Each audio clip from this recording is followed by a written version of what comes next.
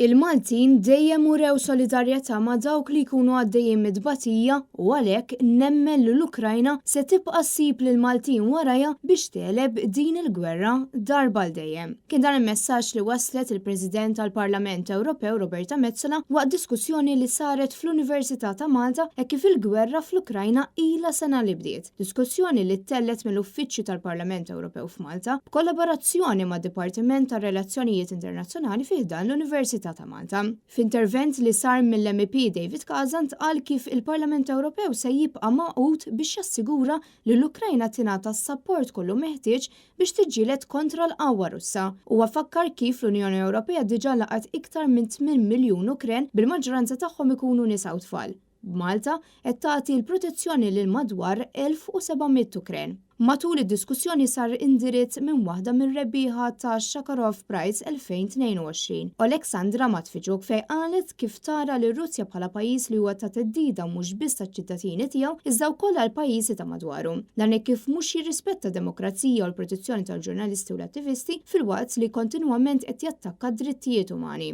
Rebbieħ ieħor ta' Sakharov Prize 2022, Jaroslav Boška sostna kif tmiem il-gwerra fl-Ukrajna se tkun qed wassalna biex nerbu ħafna sfidi. Fosthom in-nuqqas fejn tidħol is-sigurtà u l-protezzjoni ta' drittijiet umani madwar id-dinja.